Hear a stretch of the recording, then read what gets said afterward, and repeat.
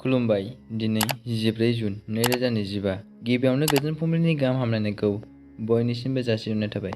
राशिफोरखौ फरायनायनि सिगां आंनिफ्राय आनान गसाइनिसिम आरज खालामनाय जायो दि दिनैनि साना बुहुमनि साफ्रोमबो सुबुंफोरनि थाखाय गाहामैनो गाहाम बारलांनो हायो। जेबो खैफोद आफोद जायालासे फैदो दानिया दिनै राशिफोरखौ खोनासंदिनि। गिबियावनो दङ मेष राशि। जेखि जाया आगान सुरा मानो सिगां फारसे दावगालांनो हागोन। मोजां सान। मेष राशिनि खाफालगोनां अनजिमाया 2, गाबआ गोमो गाब। बृष राशि। जेरैबो रंजा बाजा खालामनो हागोन, फारफ्रोमथिंबो गोजोननायखौ मोननो हागोन। मोजां सान। बृष राशिनि खाफालगोनां अनजिमाया 4, गाबआ गोथां गाब। मिथुन राशि। माबाफोर साननाय थांखिफोरा जाफुंनो हागौ, गोसोखौ गोजोन मोनगोन। मिथुन राशिनि खाफालगोनां अनजिमाया 3, गाबआ अख्रां गाब। कर्कट राशि।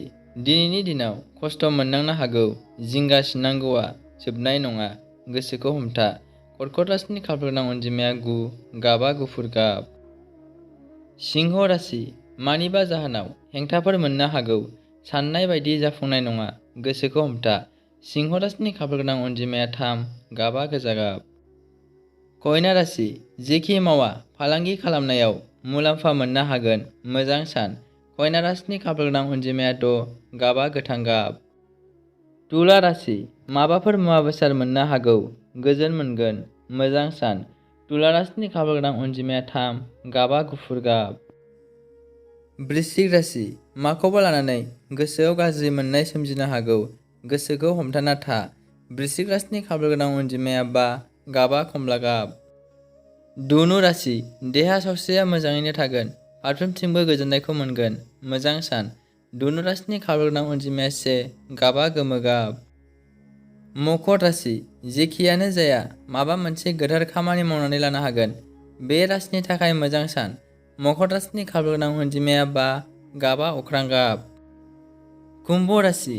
फरायनायाव मोजां रोंगौथि जानो हानायनि मान बावजानो मोनगोन, गोजोन मोननो हागोन। कुम्भ राशिनि खाफालगोनां अनजिमाया 2, गाबआ गोमो गाब। मीन राशि। जेरैबो देरहासार जानो हागोन, बादायगिरिफोरनि थाखाय मोजां सम। मीन राशिनि खाफालगोनां अनजिमाया 9, गाबआ गोजा गाब। दिनैनि राशिफोरनि एसेनोसै। गोजोन्थों।